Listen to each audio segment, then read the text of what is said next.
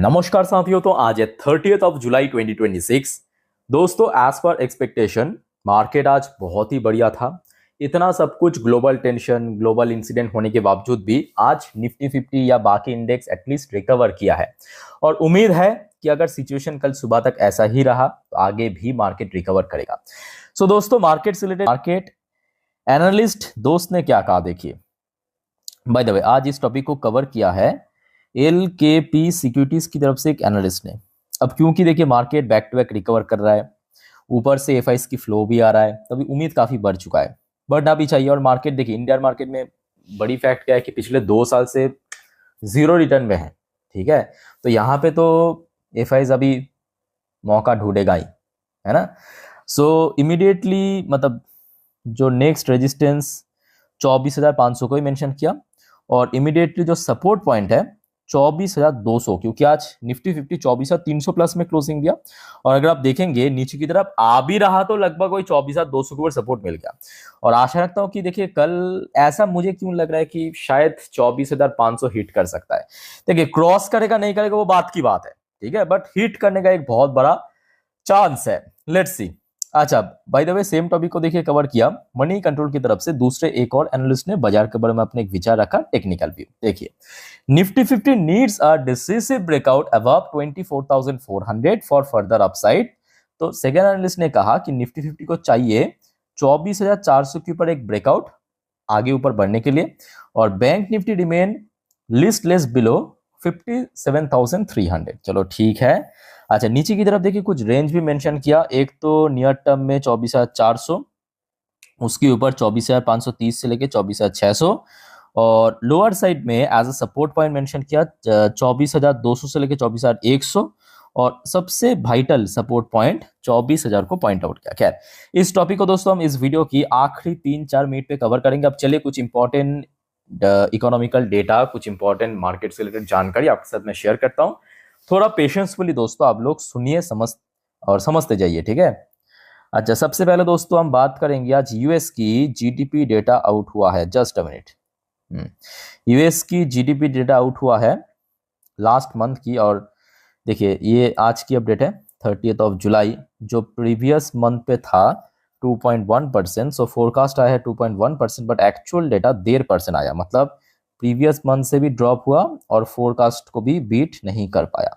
Week तो हुआ है। लेट्स सी इसका इंपैक्ट यूएस मार्केट में कैसे देखने को मिल रहा है।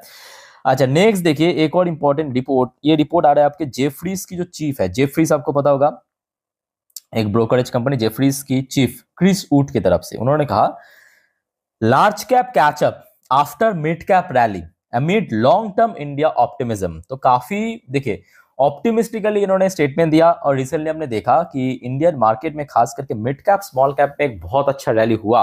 आई थिंक आप लोगों ने भी नोटिस किया। और उसके बाद जेफरीज की जो चीफ ने कहा कि अब लार्ज कैप में पूरा पूरा पोटेंशियल है इसमें रैली होने की। लेट्स सी, हो गया तो बढ़िया। अच्छा, वैसे दोस्तों एक और रिपोर्ट आज आउट हुआ है कि देखिए अमिड 5 डेज रैली, पिछले 5 ट्रेडिंग सेशन पे हमने देखा कि back to back IT sector में रिकवर हो रहा है, कभी 3% तो कभी 2%, जैसे कि आज भी when रिकवर हुआ। IT shares hit it for best month in 6 years। जी हाँ दोस्तों, रिपोर्ट ये बता रहा है कि पिछले 6 साल की बेस्ट वीक रहा आईटी स्टॉक्स के लिए, ठीक है। एस एआई बबल बस्ट, जो आपको मैं इसके पहले भी कहा था, लास्ट वीक भी कहा था कि देखिए साउथ कोरियन मार्केट, ताइवानिश मार्केट क्यों गिर रहा है, आप या यूएस की जो नैस्डैक है उसको ही देखिए क्यों गिर रहा है, क्योंकि वहां पे एआई हाइप की वजह से चल गया था। अभी वहां पे एआई हाइप खत्म हो चुका है, बबल बस्ट कर चुका है, और जो होना था वही हुआ। साउथ कोरियन एक एक इंडेक्स आप देखिए आज के डेट में 34, 35, 36% नीचे चल रहा है। पिछले एक महीने की मैं बात कर रहा हूँ, एक महीने पे एक एक इंडेक्स सोचिए जरा 30-35% करके गिरा। ये भी फैक्ट है कि उसके पहले चल भी तो गया था, 100-150% चला था लास्ट 1-1.5 साल से। अच्छा, एक और रिपोर्ट निकल के आ रहा है कि India's gold demand hit 6 years लो इन Q2 डिस्पाइट रिकॉर्ड स्पेंड। अब देखिए इसके पीछे एक बहुत बड़ी फैक्ट, ग्लोबल टेंशन तो है, पर उसके साथ साथ दोस्तों आपको पता होगा जब ये वॉर शुरू हुआ था, एक महीने की मतलब शुरू हुआ था, एक महीने की एकदम बाद भारत की प्रधानमंत्री आके भारतीय मतलब सबको कहा कि थोड़ा सा गोल्ड की जो यूजेस है या गोल्ड की ज्वेलरी की यूजेस थोड़ा कम कीजिए, याद होगा। तो वो भी एक बहुत बड़ी फैक्टर है, क्योंकि देश की जो प्रधानमंत्री आके जब देश के लोगों को कहते हैं तो ऑब्वियसली लोग मतलब उस वो काफी जल्द से जल्द आप कह सकते हो फैल जाते हैं, और लोग भी उस हिसाब से थोड़ा सा गोल्ड परचेस करना कम भी कर दिया। तो ये कहीं ना कहीं देखा जाए कि ज्वेलरी सेक्टर के लिए बिल्कुल ही सही बात नहीं है।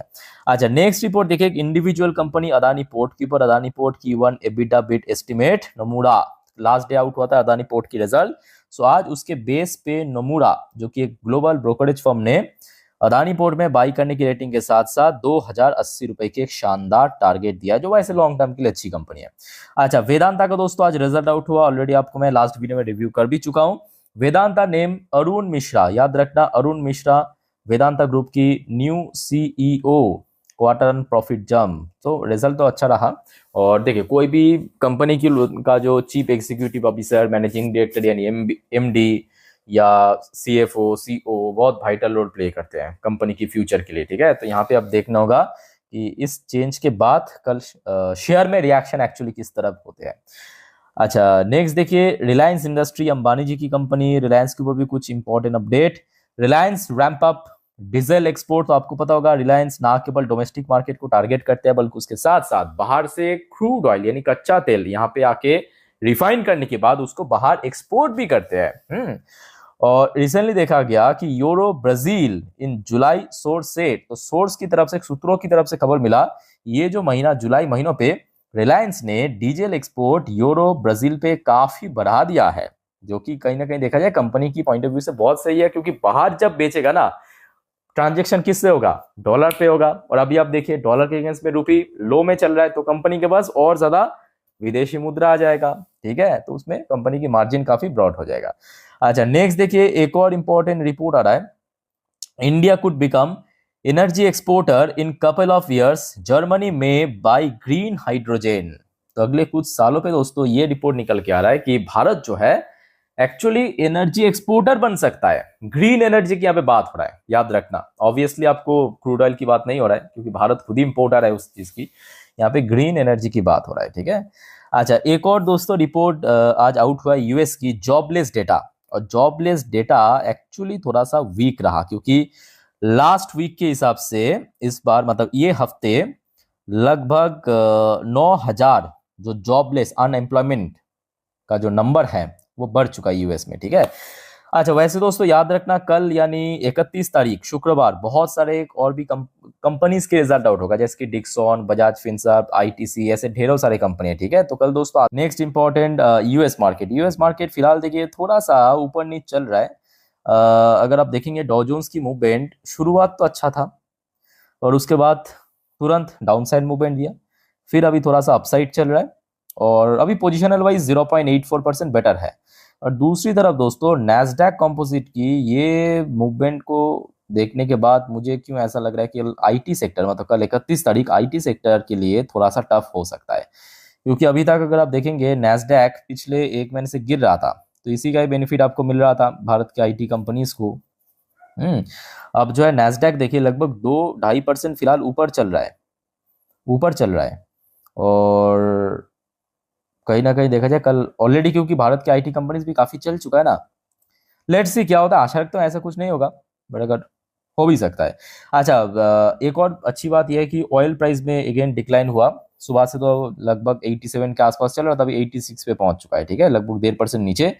अच्छा, गोल्ड और सिल्वर की ईटीएफ होल्डर के लिए अच्छी गुड न्यूज कि अभी गोल्ड की प्राइस इंटरनेशनल रेट में लगभग 2% बढ़ गया और इवन सिल्वर की जो प्राइस है वो भी लगभग 1.5% के ऊपर चल रहा है, ठीक है। इंडियन करेंसी की वैल्यूएशन में एक अच्छा गेनिंग देखने को मिला, सुबह के हिसाब से भी काफी हद तक गेन हुआ है। और कुछ इंडियन कंपनी की पोजीशन थोड़ा सा नोट कर लीजिए, जैसे कि विप्रो एडीआर वर्जन ऑलमोस्ट 1.27% नीचे। और यही चीज दोस्तों आपको मैं अभी कह रहा था, कल मुझे ऐसा क्यों लग रहा है कि आईटी कंपनीज में थोड़ा सा करेक्शन हो सकता है, क्योंकि already Infosys, Wipro, HCL technology, TCS पिछले 5 से 6 ट्रेडिंग डेज पे बहुत जबरदस्त रिकवर कर गया और फिलहाल आप देख सकते हो इन्फोसिस की एडीआर 5% नीचे आ चुका है फिलहाल, ठीक है। देखते हैं क्या होता है, आशा रखता हूँ इतना नीचे नहीं आएगा, बट कुछ हद तक तो 2%, 1.5% नीचे आ सकता है।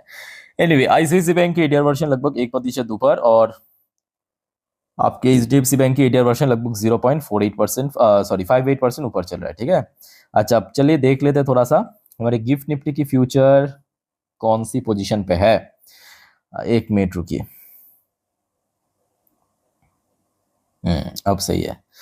अच्छा, फिलहाल दोस्तों ये वीडियो देखिए मैं रिकॉर्ड कर रहा हूँ, रियल टाइम डेटा रात 10:11 की ये रीडिंग है। गिफ्ट निफ्टी की पोजीशन चल रहा है लगभग 24,417 पॉइंट पे, मतलब आज दोपहर पे जब भारतीय बाजार बंद हुआ था उस टाइम पे जो गिफ्ट निफ्टी की क्लोजिंग था उसके हिसाब से 54 पॉइंट ऊपर चल रहा है, मतलब फुल पॉजिटिव में है, 54 पॉइंट ऊपर। अब देखिए ये तो अभी की डेटा है, कल सुबह होते होते बदल भी सकता है, जरूर बदलेगा क्योंकि बहुत सारे इंसिडेंट हो सकते हैं इस बीच में। तो मैं काम करूंगा कल सुबह मार्केट ओपन होने से पहले मैं अपनी इंस्टाग्राम स्टोरी में सुबह की जो गिफ्ट निफ्टी फ्यूचर वो दे दूंगा, ठीक है।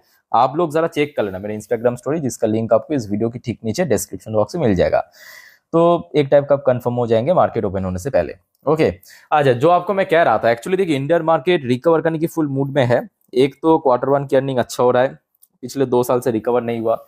सबसे बड़ी फैक्टर क्या है कि एफआईएस अभी बाई कर रहा है और एफआईएस खरीदना चाहते हैं, क्योंकि अभी तक जो साउथ कोरिया, ताइवान या चाइना, जापानीज नैस्डैक में बेचा है, वहां से पैसा जो विड्रॉ किया ना, पैसा निकाला है, डालना पड़ेगा कहीं पे।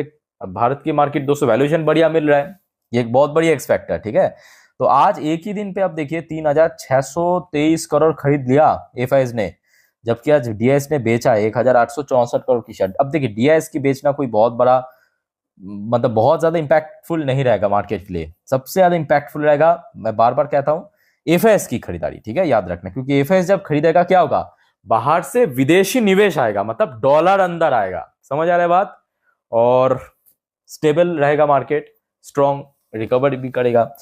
अच्छा वैसे दोस्तों TA35 यानी इजराइल की टॉप इंडेक्स भी आज रिकवर करते हुए क्लोजिंग दिया 1.22% ऊपर। अच्छा एक और बात दोस्तों याद रखना, बहुत सारे जियोपॉलिटिकल अपडेट है जो आपको मैं नेक्स्ट वीडियो में दूंगा, ठीक है, मतलब रात की 12 बजे की वीडियो, तो प्लीज देखना मत भूलना सर। आप अगर जल्दी सो जाते हो कोई दिक्कत नहीं है, सुबह उठ के देख लेना, सिर्फ आप दोस्तों चैनल को सब्सक्राइब करके रख देना। ओके, सो मार्केट से रिलेटेड जो भी अपडेट है मैं आपको दे चुका हूं। अब चलिए मार्केट एनालिसिस वाला पार्ट के ऊपर आपको लेके चलता हूं। तो दोस्तों अभी आपके सामने मैं ओपन कर लिया निफ्टी 50 की लास्ट 3 महीने की कैंडलस्टिक चार्ट पैटर्न। अच्छा अब जो बात आपको बताने जा रहा हूँ ध्यान से मेरी बात को सुनना। देखिए मोस्ट ऑफ द चांस यही है कि अगर सेम सिचुएशन रहा मार्केट फुल रिकवर करेगा और 24,500 हिट करने का भी बहुत बड़ा चांस है, बट फिर भी कुछ सेक्टर्स है जो कि कल के लिए वाइटल। सबसे पहले दोस्तों कल मैं कहूंगा बैंक निफ्टी से भी इंपॉर्टेंट है फाइनेंशियल सर्विस सेक्टर। क्या कहा? Financial service sector. क्यों, मैं आपको आगे बताता हूँ। दूसरा दोस्तों कल ऑयल सेक्टर के ऊपर भी नजर रखना, और तीसरा दोस्तों कल के लिए मैं कहूंगा ऑटो सेक्टर के ऊपर भी थोड़ा नजर रखना। अब मैं आपको बताता हूं क्यों। फाइनेंशियल सर्विस सेक्टर इसलिए क्योंकि दोस्तों एनबीएफसी जो है ना, एनबीएफसी देखिए बैंक निफ्टी में सिर्फ और सिर्फ बैंक लिस्टेड है, बट फाइनेंशियल सर्विस सेक्टर में बैंक के साथ साथ एनबीएफसी भी है। और रिसेंटली हमने देखा मोस्ट ऑफ द एनबीएफसी की रिजल्ट भी अच्छा हो रहा है। आज ऑलरेडी बजाज फाइनेंस की रिजल्ट आउट हो चुका है मार्केट क्लोज होने के बाद, तो उसका इंपैक्ट आपको एंटायर फाइनेंशियल सर्विस सेक्टर में देखने को मिलेगा। ऑयल सेक्टर इसलिए क्योंकि ऑयल सेक्टर अभी थोड़ा सा वीक, मतलब ऑयल प्राइस थोड़ा नीचे आया, और ऑटो कंपनी के दोस्तों रिजल्ट भी अच्छा हो रहा है, आज महिंद्रा के आउट हो चुका है, तो जिस वजह से कल के लिए 3 सेक्टर इंपॉर्टेंट है। अच्छा दोस्तों अब आ जाइए, ये एक दिन की चार्ट पैटर्न, तो मतलब यहाँ पे जितने भी कैंडल्स है वो सब एक एक दिन को रिप्रेजेंट कर रहा है, ठीक है। अच्छा यहाँ पे दोस्तों आपको 2 इंडिकेटर्स दिख रहा है, एक ब्लू कलर की लाइन मतलब 20 डेज की ईएमए जिसको ऑलरेडी लास्ट डे क्रॉस कर चुका है, आज तो इस लेवल के आसपास भी नहीं पहुंचा, और नीचे रेड कलर के लिए 50 डेज की ईएमए।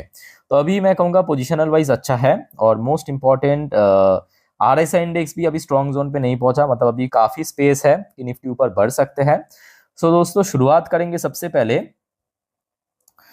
पहले सपोर्ट लेवल से। चलिए अच्छा नीचे की तरफ इमीडिएटली अगर हम बात करें सपोर्ट लेवल, तो जो भी होगा ये 20 डेज की ईएमआई या ब्लू कलर की लाइन, नंबर आपको साफ दिखाई दे रहा है 24,124 पॉइंट, ठीक है, और ये धीरे धीरे भी ऊपर शिफ्ट होगा। तो रफली आप मान के चलिए कि कल के लिए थोड़ा सपोर्ट लेवल है 24,150 के आसपास, उसके बाद 24,000, मतलब जो साइकोलॉजिकल लेवल, आशा रखते तो इतना नीचे नहीं पहुंचेगा, और अगर माहौल बढ़िया रहा तो ऊपर रिकवर भी कर जाएगा। तो ये रहा दोस्तों सपोर्ट लेवल, ठीक है। बात करेंगे रेजिस्टेंस, अब ध्यान से देखना, उसके लिए मैं 4 घंटे की चार्ट पैटर्न ओपन किया हूं, तो यहाँ पे आपको डिटेल में और समझ आ जाएगा। सो इमीडिएटली रेजिस्टेंस की अगर हम बात करें, जो आपको मैं लास्ट डे कहा था कि जो जुलाई की शुरू में हिट किया था इस लेवल को, ये बनेगा सबसे पहला रेजिस्टेंस जिसका नंबर 24,350, ये आपको मैं लास्ट डे कहा था। आज आप देखिए इंट्राडे हाई कहाँ पे टच किया, तो आपको समझ आ जाएगा उसके बाद ये मतलब यहाँ पे ये हो गया एक रेजिस्टेंस और ये हो गया आपका दूसरा रेजिस्टेंस। नंबर मैं आपको लिख के देता हूँ।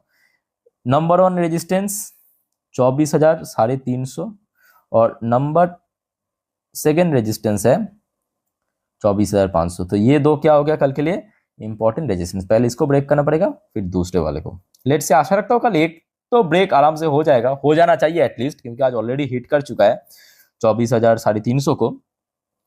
अच्छा, बात करेंगे दोस्तों बैंक निफ्टी। देखिए बैंक निफ्टी की आज क्लोजिंग मैं कहूंगा ठीक ठाक था। ठीक ठाक इसीलिए क्योंकि शुरू में जितना नीचे पहुंच गया था उसके बाद क्लोजिंग के जस्ट कुछ 1 घंटा के अंदर टोटल रिकवर कर गया और 57,000 को मेंटेन करके क्लोजिंग किया। तो कल ध्यान से आप समझना, बैंक निफ्टी के लिए जो सबसे क्रूशियल लेवल एक तो 57,000 जिसको आज होल्ड कर लिया सक्सेसफुली।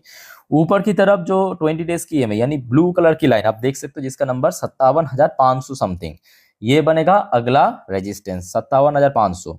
और लोअर साइड में आप देखना रेड कलर की लाइन आपको दिख रहा है, ये बनेगा कल के लिए सपोर्ट जिसका नंबर कितना 56,500। तो मतलब साफ मिल गया, नीचे की तरफ 56,500 की सपोर्ट, ऊपर की तरफ 57,500 की रेजिस्टेंस और बीच में 57,000 बैंक निफ्टी के लिए क्रूशियल लेवल। ओके, सो दोस्तों मैं निफ्टी 50 बैंक निफ्टी एकदम जितना सिंपल तरीके से समझा जा सकता है मैं आपको समझा चुका हूं। फिर भी देखिए आपका कोई कंफ्यूजन या डाउट्स है कमेंट करके जरूर पूछिए। अच्छा, वीडियो बंद करने से पहले दोस्तों, वाइंड अप करने से पहले एक और बात, देखिए मार्केट भले रिकवर करे बट स्टिल जियोपॉलिटिकल टेंशन ये सब के चक्कर में मार्केट अभी भी रिस्की है, वॉलेटाइल है। ठीक है, सो गलती से भी एफएनओ ट्रेडिंग वगैरह ये सब चक्कर में मत पड़ना। नॉर्मली आप वीडियो देखिए, सीखिए, जानिए।